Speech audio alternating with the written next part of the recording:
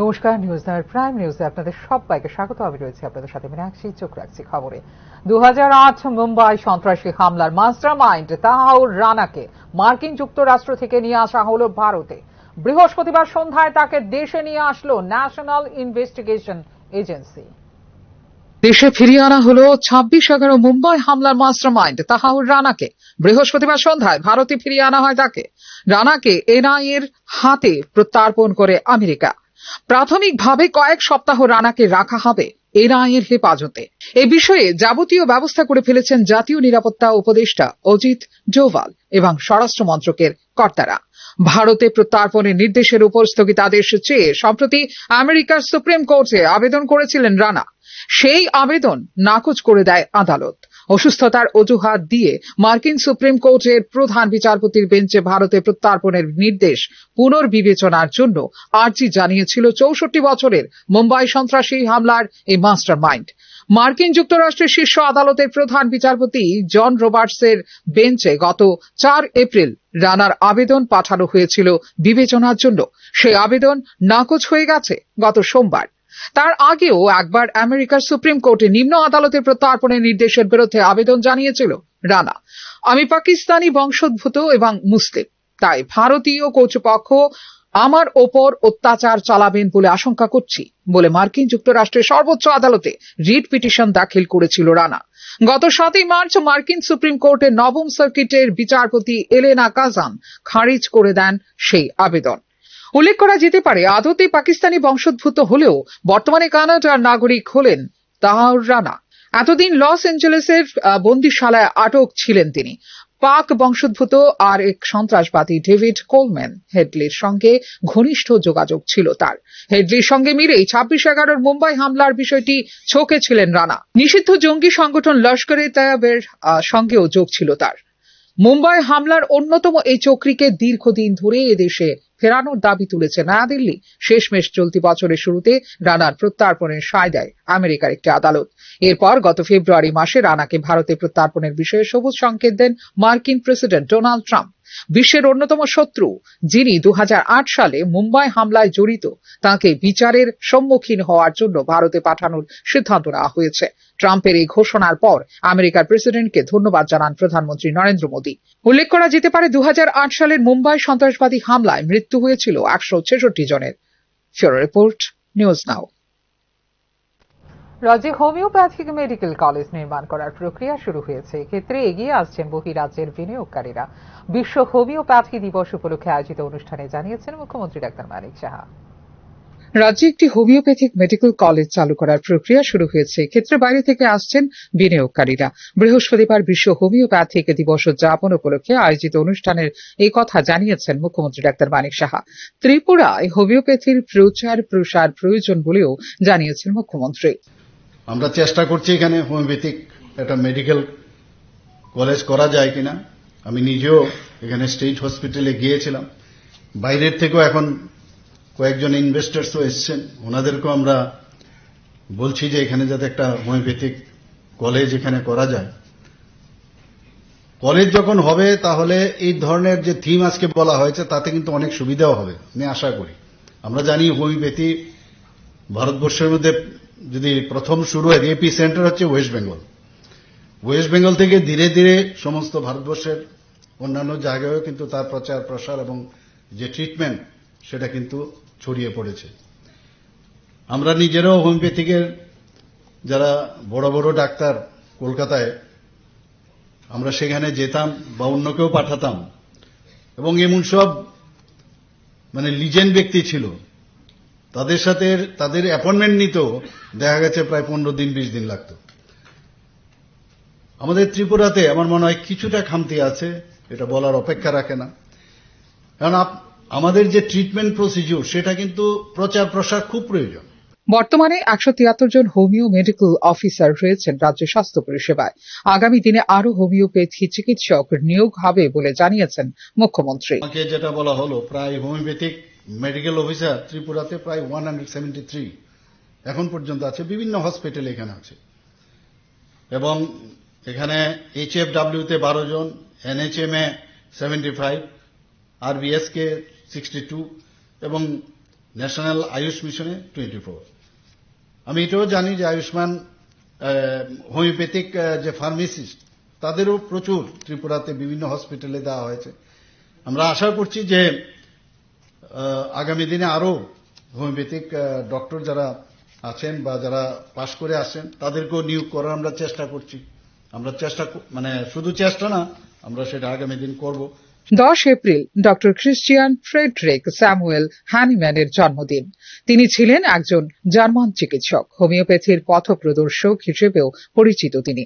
এই কারণে তাদের অবদানের কথা মাথায় রেখে প্রতি বছর 10 এপ্রিল পালিত হয় বিশ্ব হোমিওপ্যাথি দিবস। অধ্যয়ন, শিক্ষাদান এবং গবেষণার মূল থিম নিয়ে উদযাপন হয় এই বছরের বিশ্ব হোমিওপ্যাথি দিবস। রাজ্যে হোমিওপ্যাথির মতো বিকল্প চিকিৎসা পরিষেবার প্রচার প্রসারে সাবরুমে নির্মাণ করা হবে আরও একটি সুসংহত আয়ুষ হাসপাতাল, জানিয়েছেন মুখ্যমন্ত্রী doctor Manik Saha.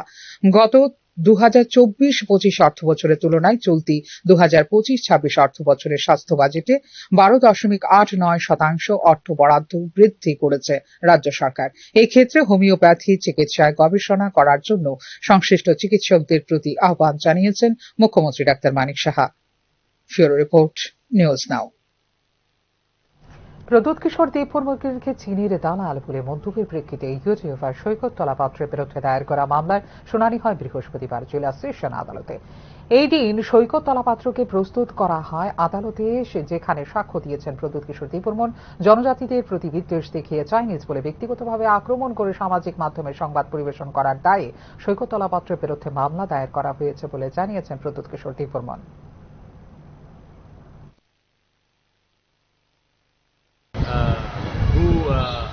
I have to defend my community, my own family's name and my community's name, because we are referred to as Chinese. This says a lot about what our country is all about, that it is not only about the students who suffer in elsewhere. Even in the northeast, sometimes we are targeted by being called Chinky or Chinese ka dalal. So I think it hurt our sentiment, and I filed a case because I told our people, don't react, don't indulge in anything which is illegal. There is a court.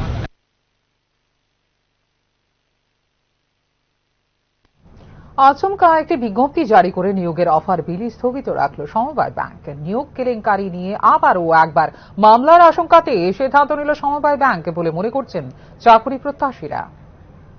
নিয়োগ নিয়ে মহা কেলেঙ্কারির পর এবার offer বিলি নিয়েও চাকরি প্রাপকদের সঙ্গে চরম রসিকতা করল রাজ্য সমবায় ব্যাংক কর্তৃপক্ষ। অনিবার্য কারণে 10 এপ্রিল বৃহস্পতিবার চাকরি প্রাপকদের অফার বিলির জন্য নির্ধারিত কর্মসূচি স্থগিত রাখা হয়েছে বলে আচমকা এক বিজ্ঞপ্তি দিয়ে জানিয়ে দেয় ব্যাংক। তবে অফার বিলি কেন স্থগিত রাখা হলো এ বিষয়ে কোনো স্পষ্টীকরণ দেয়নি ব্যাংক।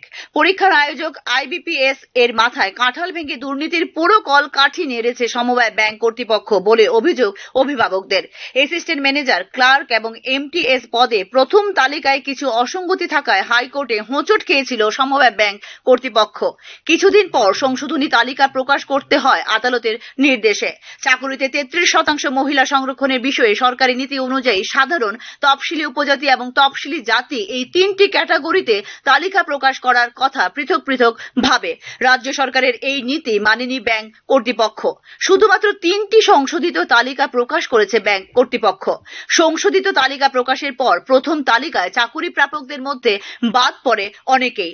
এর ফলে কান্নায় ভেঙে পড়েন বহু চাকুরি প্রাপক।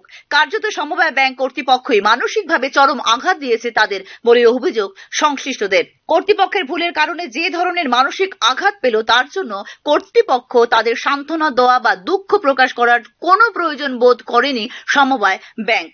যাই হোক, এই চাকুরি কেলেঙ্কারির দায়ভার শুধু সমবায় ব্যাংক কর্তৃপক্ষেরই তা IBPS কর্তৃপক্ষের কথাতে স্পষ্ট। বহু চাকরি প্রার্থী ও তাদের অভিভাবক IBPS কর্তৃপক্ষের কাছে লিখিতভাবে জানতে চেয়েছিল যে IBPS এর মতো একটি স্বনামধন্য সংস্থা কিভাবে জড়িয়ে পড়ে এই নিয়োগ কেলেঙ্কারিতে। IBPS কেন সরাসরি ফল প্রকাশ না করে ব্যাংক কর্তৃপক্ষের হাতে ফলাফল তুলে দিল তা নিয়েও প্রশ্ন তোলা হয় সংশ্লিষ্ট পরীক্ষার্থীদের পক্ষ থেকে। নিয়ম অনুযায়ী রাষ্ট্রায়ত্ত ব্যাংকগুলোর পরীক্ষার ক্ষেত্রে ক্লারিক্যাল পদে পরীক্ষার ক্ষেত্রে কোনো মৌখিক ইন্টারভিউ নেওয়া হয় না, কিন্তু সমবায় ব্যাংকের ক্লারিক্যাল পদে পরীক্ষার ক্ষেত্রে কেন মৌখিক ইন্টারভিউ নেওয়া হলো প্রশ্ন উঠছে তা নিয়েও। আগরতলা প্রেস ক্লাবে মৌখিক ইন্টারভিউ নেবার দিনগুলোতে আইবিপিএস অফিসারদের সঙ্গে ইন্টারভিউ বোর্ডে কিভাবে সমবায় ব্যাংকের ম্যানেজিং ডিরেক্টর এবং অন্যান্য আধিকারিকরা বসে চাকরি প্রার্থীদের নানা প্রশ্ন করে মানসিকভাবে বিপর্যস্ত করে তুলেছে তা নিয়েও উঠছে প্রশ্ন। আইবিপিএস এর ইন্টারভিউ বোর্ডে সমবায় ব্যাংকের আধিকারিকদের এই অনাধিকার প্রবেশের সুযোগ পেল কি করে তা নিয়েও প্রশ্ন তুলছেন চাকুরি প্রত্যাশীরা। কিন্তু লিখিতভাবে কোনো চিঠির জবাব দেয়নি আইবিপিএস কর্তৃপক্ষ। এই ক্ষেত্রে দূরাভাষে আইবিপিএস কর্তৃপক্ষের সঙ্গে যোগাযোগ করেন বেশ কয়েকজন চাকুরি প্রার্থী ও অভিভাবক, তবে এ ব্যাপারে তারা কিছুই বলবে না বলে মৌখিকভাবে জানিয়ে দেয় আইবিপিএস। প্রভাবশালী কোনো মহলের প্রচ্ছন্ন নির্দেশে মৌখিক ইন্টারভিউতে অনৈতিকভাবে কোনো চাকরি প্রাপককে কিছু বাড়তি নম্বর পাইয়ে দেবার জন্যই ইন্টারভিউ বোর্ডে সমবায় ব্যাংকের আধিকারিকরা উপস্থিত থাকতে বাধ্য হয়েছিল কি, এ নিয়েও উঠছে প্রশ্ন। আইবিপিএস কেন তাতে বাধা দিল না? সেক্ষেত্রে যে সমস্ত আইবিপিএস আধিকারিকরা ইন্টারভিউ বোর্ডে ছিল তাদের রহস্যজনক ভূমিকাও নিয়েও উঠেছে প্রশ্ন। এতে নিয়োগ পরীক্ষায় সমবায় ব্যাংক কর্তৃপক্ষের পাশাপাশি কিন্তু কালিমা লিপ্ত হলো আইবিপিএস এই বিষয়টি নিয়ে চাকরি প্রাপকদের অনেকেই আবার আইনের দ্বারস্থ হচ্ছে এই আশঙ্কায় আচমকা অফার বন্টনের কর্মসূচি স্থগিত রাখলো সমবায় ব্যাংক কর্তৃপক্ষ বলে মনে করেন সংশ্লিষ্টরা। ব্যুরো রিপোর্ট, নিউজ নাও। অভিভাবকের অসাবধানতায় কেরোসিন খেয়ে মর্মান্তিক মৃত্যু হল শিশুকন্যার। ঘটনায় শোকের ছায়া নেমে এসেছে বিলোনিয়ার আইসি নগরে। বুধবার প্রতিবেশীর বাড়িতে খেলার সময় জল ভেবে কেরোসিন খেয়ে ফেলে শিশুকন্যা শিবানী দেবনাথ। সাথে সাথে পরিবারের সদস্যরা ঘটনাটি দেখতে পেয়ে বিলোনিয়া হাসপাতালে নিয়ে যান শিশুকন্যাটিকে, কিন্তু হাসপাতালে নিয়ে গেলেও হয়নি শেষ রক্ষা। বৃহস্পতিবার ভোর রাতে মৃত্যুর কোলে ঢলে পড়ে শিশুকন্যাটি। এদিকে ঘটনার প্রেক্ষিতে একটি অস্বাভাবিক মৃত্যু মামলা দায়ের করেছে পুলিশ।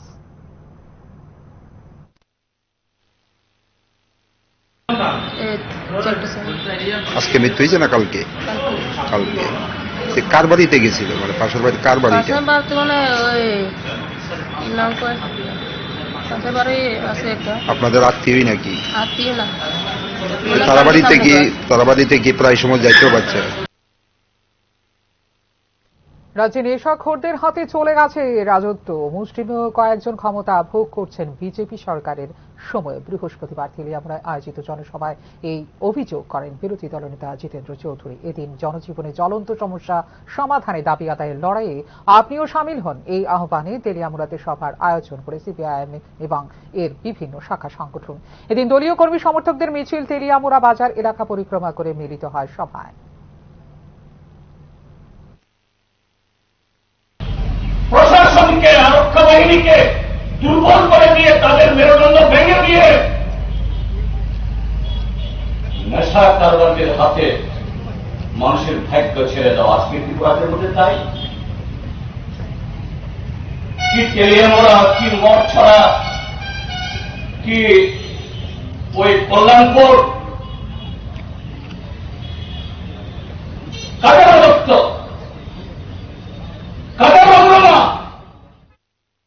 শিক্ষাগুরু মায়ের থেকে তালিম নিয়ে এখন কলকাতার প্রথম সারির টিভি চ্যানেল আকাশ ৮ সুপারস্টারে ত্রিপুরার নাম উজ্জ্বল করে প্রথম স্থান অর্জন করল রাজস্মিতা দাস। কলকাতা আকাশ ৮-এ আকাশের সুপারস্টারের মতো জনপ্রিয় রিয়েলিটি শোতে বড়দের সাথে টেক্কা দিয়ে ত্রিপুরার জন্য বিজয়ী ট্রফি নিয়েই ফিরে এলো শেকেরকোটের ৮ বছরের রাজস্মিতা দাস। সঠিক উদ্দেশ্য ও অদম্য চেষ্টা থাকলে সব সফলতাকে অর্জন করা যায়। আবারও একবার প্রমাণ করে দিল খুদে এই রাজস্মিতা দাস। বৃহস্পতিবার নিজের বাসভবনে বসে সাবলীল সুরে নিজের প্রতিভার পরিচয় দিল রাজস্মিতা।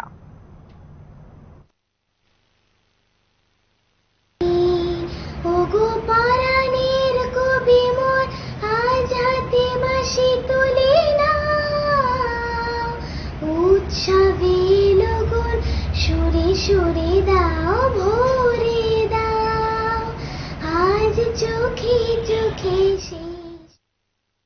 সম্প্রতি গর্ভস্থ এলপিজি সিলিন্ডারে ৫০ টাকা মূল্য বৃদ্ধি করেছে কেন্দ্রীয় সরকার। ৫০ টাকার মূল্য বৃদ্ধি হয়েছে উজ্জ্বলা যোজনার অন্তর্ভুক্ত গ্যাস সিলিন্ডারেরও। রান্নার গ্যাস ও পেট্রোল ডিজেলের মূল্য বৃদ্ধির প্রতিবাদ জানিয়ে বটতলা এলাকায় বিক্ষোভ প্রদর্শন করে এসইউসিআই। গোটা দেশে যখন মূল্যবৃদ্ধির জাঁতা কলে গরিব ও সাধারণ মানুষ, এই পরিস্থিতিতে এই ধরনের মূল্যবৃদ্ধি কোনোভাবেই মেনে নেওয়া যায় না বলে জানিয়েছেন সংগঠনের নেতৃত্ব। অবিলম্বে এই বর্ধিত মূল্য প্রত্যাহারের দাবিও জানিয়েছে এসইউসিআই।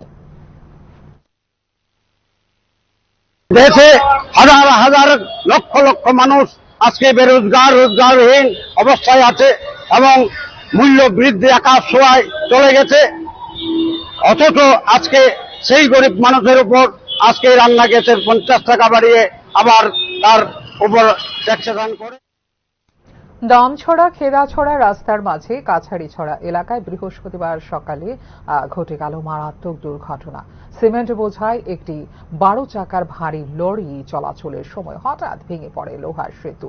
ভাগ্যক্রমে প্রাণে বেঁচে যান গাড়ির চালক। এই সেতুটি দীর্ঘদিন ধরে এলাকাবাসীর জন্য ভরসার একমাত্র পথ, কিন্তু ভারী যানবাহনে চলাচলের উপযুক্ত কি ছিল এই সেতু তা নিয়ে উঠছে প্রশ্ন। কেন ছিল না কোনো সতর্কতা বা নিয়ন্ত্রণ? প্রশ্ন উঠছে তা নিয়েও। এই দুর্ঘটনার ফলে বর্তমানে সম্পূর্ণভাবে বন্ধ উভয় দিকে যান চলাচল। প্রয়োজনে মানুষ হেঁটে পার হচ্ছেন সেতুর ধ্বংসস্তূপ ঘিরে। রোগী, স্কুল পড়ুয়া, সাধারণ যাত্রী সবাই দুর্ভোগের শিকার। একদিকে যাতায়াতের অচলাবস্থা, অন্যদিকে প্রশাসনের নীরবতায় তুঙ্গে উঠেছে স্থানীয়দের ক্ষোভ।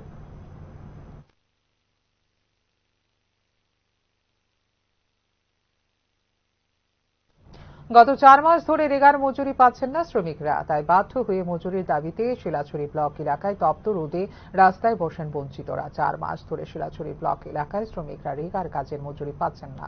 এ বিষয়ে একাধিকবার পঞ্চায়েতে জানানো হলেও সমস্যা সমাধানের কোনো উদ্যোগ গ্রহণ করা হচ্ছে না। তাই বাধ্য হয়ে রাস্তায় বসেন তারা বলে জানিয়েছেন রেগা মজুরি বঞ্চিতরা। এদিকে খবর পেয়ে ঘটনাস্থলে ছুটে যান পঞ্চায়েতের উচ্চপদস্থ আধিকারিকেরা। আন্দোলনকারীদের সাথে কথা বলে অতি সত্বর সমস্যা সমাধানের আশ্বাসে শেষ পর্যন্ত প্রত্যাহার করা হয়। আন্দোলন ব্লক এলাকার শ্রমিকরা রেগার কাজের মজুরি পাচ্ছেন না। এই বিষয়ে একাধিকবার পঞ্চায়েতে জানানো হলেও সমস্যা সমাধানের কোনো উদ্যোগ গ্রহণ করা হচ্ছে না। তাই বাধ্য হয়ে রাস্তায় বসেন তারা বলে জানিয়েছে রেগা মজুরি বঞ্চিতরা।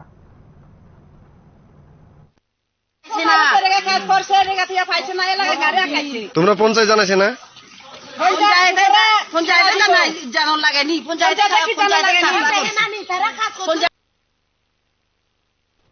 নিয়ে নিচ্ছে একটা ছোট্ট বিজ্ঞাপন বিরতি। বিরতির পর ফিরে আসবো নানা খবরে। আপনি দেখছেন নিউজ নাও, আমরা জানি কোনটা খবর। একটু চেষ্টাতেই দুল লেগে যায় নববধূর কানে। একটু চেষ্টাতেই মানিয়ে নেওয়া যায় বিবাহিত জীবনে। নানা অনুভূতি জড়ানো বিয়ের গয়না। শ্যাম সুন্দর কোম্পানি জুয়েলার্স। আপনি দেখছেন নিউজ নাও, আমরা জানি কোনটা খবর। 22 এপ্রিল থেকে শুরু হবে নর্থ ইস্ট ডিসকভারি ট্যুর, যার অংশ হিসেবে অন্তর্ভুক্ত করা হয়েছে ঊনকোটি, আগরতলা, উদয়পুর এবং নীলমহল। দিল্লির সফদরজং রেল স্টেশন থেকে শুরু হবে এই নর্থ ইস্ট ডিসকভারি ট্যুর। উত্তর পূর্বাঞ্চলে দুটি সফল ভ্রমণ আয়োজনের পর 22 এপ্রিল থেকে ভারত গৌরব ট্যুরিস্ট ট্রেনে নর্থ ইস্ট ডিসকভারি ট্যুর শুরু করবে Indian railway catering and tourism corporation বা IRCTC। দিল্লির সফদরজং রেলওয়ে স্টেশন থেকে শুরু হওয়া এই ট্যুরে থাকবে প্রায় 5800 কিলোমিটার ভ্রমণ, যেখানে থাকবে ত্রিপুরার দর্শনীয় পর্যটন কেন্দ্রগুলিও।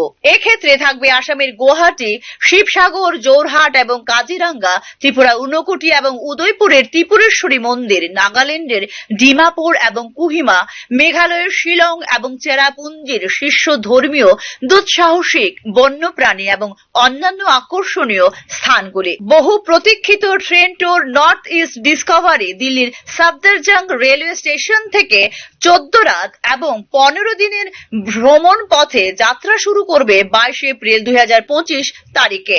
AC1, AC2 এবং AC3 ক্লাস সহ অত্যাধুনিক ডিলাক্স এসি ট্যুরিস্ট ট্রেনটিতে থাকতে পারবেন মোট 156 জন পর্যটক বলে জানিয়েছে রেল মন্ত্রকের IRCTC।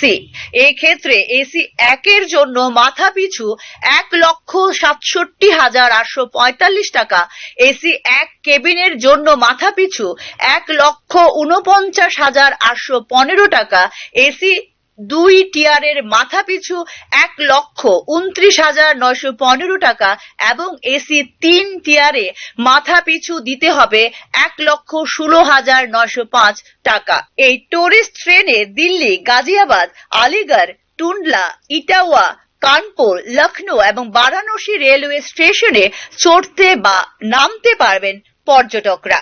ট্রেনটির প্রথম স্টপ থাকবে গুয়াহাটি, যেখানে পর্যটকরা কামাখ্যা মন্দির পরিদর্শন করবেন। তারপরে পরিদর্শন করবেন উমানন্দ মন্দির এবং ব্রহ্মপুত্রে সূর্যাস্ত ক্রুজ। এরপর নাহারলাগুন রেলওয়ে স্টেশনের উদ্দেশ্যে রাতের যাত্রা শুরু করবে ট্রেনটি, যার পরবর্তী গন্তব্য হবে অরুণাচল প্রদেশের 30 কিলোমিটার দূরে অবস্থিত রাজধানী ইটানগর। এরপরের শহরটি হল শিবসাগর, যা অবস্থিত আসামের পূর্ব অংশে। ভ্রমণটি এমনভাবে আয়োজন করা হয়েছে যাতে প্রকৃতি প্রেমী, ভক্ত, বন্যপ্রাণী উৎসাহী এবং অন্যান্য সকল শ্রেণীর ভ্রমণকারীরা উত্তর পূর্ব রাজ্যগুলির অনাবিষ্কৃত গন্তব্যগুলি উপভোগ করতে পারেন বলে জানিয়েছে রেল মন্ত্রক। শিবসাগরে বিখ্যাত শিব মন্দির, শিবদোলা, ভ্রমণ পথের একটি অংশ, তালাতাল এবং রংঘর এর মতো অন্যান্য ঐতিহ্যবাহী স্থানগুলি ছাড়াও জোরহাটের চা বাগান পরিদর্শন করবেন এবং কাজিরাঙ্গায় রাত্রি যাপন করবেন পর্যটকরা। তারপর কাজিরাঙ্গা জাতীয় উদ্যানে জঙ্গল সাফারি উপভোগ করবেন ভোর বেলায়। পরবর্তী সময়ে ফুল কাটিং রেলওয়ে স্টেশন থেকে ত্রিপুরার উদ্দেশ্যে যাত্রা করবে ট্রেনটি। কুমারঘাট রেলওয়ে স্টেশনে নামার পর উত্তর পূর্বের অ্যাঙ্কর ওয়ার্ড, ঊনকোটির ঐতিহ্যবাহী স্থান পরিদর্শন করবেন পর্যটকরা। পরে আগরতলার বিখ্যাত উজ্জয়ন্ত প্রাসাদ, নীরমহল প্রাসাদ এবং উদয়পুরে ত্রিপুরা সুন্দরী মন্দির পরিদর্শন করবেন পর্যটকরা বলে জানিয়েছে রেল মন্ত্রক। ত্রিপুরার পরে নাগাল্যান্ড রাজ্য পরিদর্শনের জন্য ডিমাপুরের উদ্দেশ্যে রওনা হবে ট্রেনটি, যেখানে অতিথিরা তাদের আসন থেকে বদরপুর স্টেশন এবং লামডিং জংশনের মধ্যে মনোরম ট্রেন যাত্রা দেখতে পারবেন ভোরবেলা। ডিমাপুর স্টেশন থেকে পর্যটকদের স্থানীয় স্থানগুলি পরিদর্শন করার জন্য বাসে নিয়ে যাওয়া হবে কোহিমা, যার মধ্যে নাগা জীবনযাত্রার অভিজ্ঞতা অর্জনের জন্য অন্তর্ভুক্ত থাকবে খুনুমা গ্রাম ভ্রমণ। পরবর্তী যাত্রা বিরতি হবে গুয়াহাটি, যেখানে মেঘালয়ের রাজধানী শিলংয়ে সড়ক পথে নিয়ে যাওয়া হবে পর্যটকদের এবং রাজকীয় উমিয়াম হ্রদে একটি পিট স্টপ থাকবে এই যাত্রা পথে। পরের দিনটি শুরু হবে পূর্ব খাসি পাহাড়ে অবস্থিত চেরাপুঞ্জিতে ভ্রমণের মাধ্যমে, যেখানে থাকবে Shillong peak, elephant falls, Nohkalikai falls এবং মাওসমাই গুহার মতো দর্শনীয় স্থানগুলি। শেষে চেরাপুঞ্জি থেকে দিল্লির ফিরতি যাত্রার জন্য ট্রেনে চড়তে গুয়াহাটি স্টেশনে যাবেন পর্যটকরা বলে জানিয়েছে রেল মন্ত্রক। ব্যুরো রিপোর্ট, নিউজ নাও। গোটা দেশের সঙ্গে রাজ্যেও চলছে শত্রু সম্পত্তি শুনানির কাজ। পশ্চিম জেলাতেই চিহ্নিত হয়েছে 5 শতাধিক শত্রু সম্পত্তি। তবে প্রয়োজনীয় কাগজপত্রের অভাবে সম্পত্তি বেদখলের সংখ্যায় ভুগছেন অনেকেই। দেশ জুড়ে ওয়াকফ সংশোধন আইন নিয়ে বিতর্কের মাঝে রাজ্য জোর কদমে এগিয়ে চলছে শত্রু সম্পত্তি শুনানির কাজ। দেশ জুড়ে শত্রু সম্পত্তি চিহ্নিত করার প্রক্রিয়া কয়েক বছর আগে শুরু করেছিল কেন্দ্রীয় স্বরাষ্ট্র মন্ত্রক। সে মর্মে চিঠি আসে ত্রিপুরায় ও জমির মালিকানা যাতে প্রকৃত মালিকের হাতে থাকে সেই লক্ষ্যকেই সামনে রাখার কথা বলা হয়েছিল চিঠিতে। 2023 সাল থেকে প্রক্রিয়ায় গতি আনা হয়। বিজ্ঞপ্তি জারি করে ইন্সপেক্টর, সুপারভাইজার, সার্ভেয়ার নিয়োগ করা হয় দেশের বিভিন্ন প্রান্তে থাকা custodian of enemy property for India CEPI এর ব্রাঞ্চগুলিতে। স্বরাষ্ট্র মন্ত্রকের নির্দেশে রাজ্য রাজস্ব দপ্তর থেকে শুরু হয় শত্রু সম্পত্তি চিহ্নিতকরণের সমীক্ষা। সরকারি বিজ্ঞপ্তি অনুসারে জমির রেকর্ডে বেআইনি দখলদার, জোর দখল, অনুমতি দলিল, বিদায়ে দলিল মূলে বাংলাদেশের নাগরিক কর্তৃক পরিত্যক্ত প্রভৃতি মন্তব্য লিখিত জমি শত্রু গণ্য করা হবে সম্পত্তি হিসেবে। রাজ্যের বিভিন্ন জেলায় এরকম কয়েক হাজার প্লট চিহ্নিত করা সম্ভব হয়েছে জমির রেকর্ড তত্ত্ব তালাশ করে। একমাত্র পশ্চিম জেলাতেই রয়েছে 5 শতাধিক শত্রু সম্পত্তি। এখন মহকুমায় জোর গতিতে চলছে শুনানির কাজ, আর সেখানেই সিঁদুরে মেঘ দেখছেন বহু পরিবার। দেশ ভাগের পর অর্থাৎ 1947 সাল কিংবা তার পরের বছরগুলোতে হাজার হাজার পরিবার পারস্পরিক আলোচনার মাধ্যমে সম্পত্তি বিনিময় করে ভারত ছেড়ে চলে যান পাকিস্তানে। একইভাবে পাকিস্তানের মাটি ছেড়ে ভারতে আসেন অনেকে। স্থানীয় ভাষায় একে বলা হয় জমি বদলা বদলে। এই রাজ্যেও এমনটাই ঘটে 1971 সালে স্বাধীন বাংলাদেশ আত্মপ্রকাশের পর। পারস্পরিক সম্পত্তি সম্পত্তি বিনিময় করে বহু পরিবার বাংলাদেশে চলে যান। অন্যদিকে বহু পরিবার এ রাজ্যে আশ্রয় নেন, কিন্তু অনেকের ক্ষেত্রে সম্পত্তি বিনিময়ের প্রক্রিয়াটি হয়নি সুচারুভাবে। কারো কারো ক্ষেত্রে লিখিত কাগজই ছিল একমাত্র নথি, কারো কারো দলিল থাকলেও জমির নাম জারি করা হয়নি। পরবর্তীতে প্রশাসনিক জমি জরিপ প্রক্রিয়ায় সময়ে এ দেশের ভূমি রাজস্ব আইনের গ্রহণযোগ্য সমস্ত কাগজপত্র দেখাতে না পারায় বেআইনি দখল, অনুমোদিত দখল, বাংলাদেশের নাগরিক কর্তৃক পরিত্যক্ত ইত্যাদি মন্তব্য থেকে গেছে রেকর্ডে। এখন সেই সমস্ত জমি গণ্য হতে চলেছে শত্রু সম্পত্তি হিসেবে।